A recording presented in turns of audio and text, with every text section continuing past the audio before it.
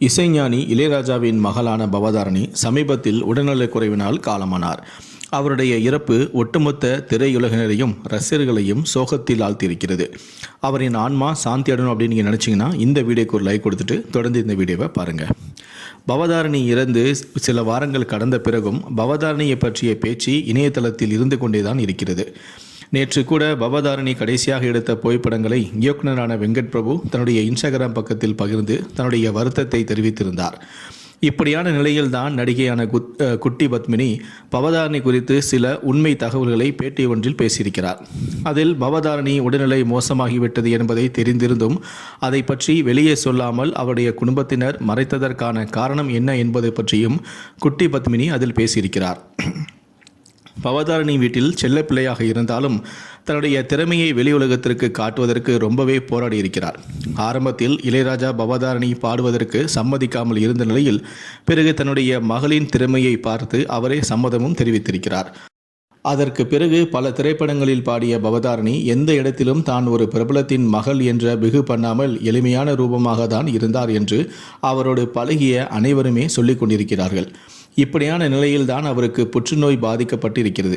வயிற்று வலி அடிக்கடி வந்திருந்த போதிலும் அதை அலட்சியமாக விட்டது நிலையில் பவதாரணிக்கு 4வது கட்டத்தில் புற்றுநோய் இருக்கும்போதுதான் அவருக்கு அவருடைய குடும்பத்தாருக்கும் அது தெரிய வந்திருக்கிறது.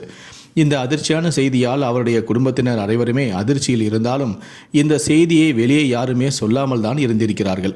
சில மாதங்களுக்கு முன்பே யுவன் சங்கர் ராஜா இசையமைப்பாளரான ஏஆர் ரஹ்மானிடம் தன்னுடைய அக்காவின் நிலை குறித்து பேசியிருந்ததாகவும் அதற்கு ஏஆர் ரஹ்மான் சில அறிவுரைகளை கூறியதாகவும் கூட சொல்கிறார்கள்.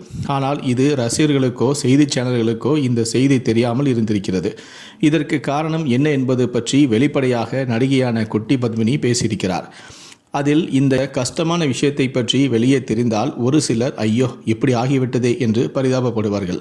ஆனால் பலரோ இது இவர்களுக்கு தேவைதான், இப்படிதான் ஆகும் என்றெல்லாம் வாய்க்கு வந்த மாதிரியெல்லாம் பேசுவார்கள். அந்த மாதிரியெல்லாம் எதற்கு பேச வேண்டும் என்றுதான் இளையராஜா குடும்பத்தினர் அதை வெளியே சொல்லாமல் மறைத்திருக்கிறார்கள்.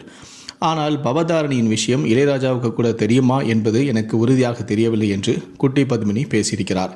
அதோடு பவதாரணி ரொம்பவே எளிமையான பொண்ணு, எந்த இடத்திலும் சிரிச்ச முகத்தோடு தான் இருப்பார், ஆனால் அதிகமாக பேச மாட்டார். அப்படிப்பட்ட ஒரு பொண்ணுக்கு இந்த நிலைமை வந்திருக்கவே கூடாது. ஆனால் எனக்கு ஒரே ஆறுதலான செய்தி என்னவென்றால், நான் கேள்விப்பட்டது என்னவென்றால் பவதாரணியின் கடைசி காலத்தில் அவருடைய கணவர் அவர் கூட தான் இருந்தார் என்று சிலர் சொல்கிறார்கள். அது எனக்கு கொஞ்சம் மாறுதலையும் ஆறுதலையும் கொடுத்திருக்கிறது. பவதாரணிக்கு ஆரம்பத்தில் அவருடைய கணவரோடு கருத்து வேறுபாடு ஏற்பட்டு பிரிந்திருந்தாலும் கடைசி நேரத்தில் அவருடைய கணவராவது அவருடன் இருந்தாரே, அதுவே கொஞ்சம் ஆறுதல் கொடுத்திருக்கிறது என்றும் அந்த பேட்டியில் குட்டி பத்மினி பேசியிருக்கிறார்.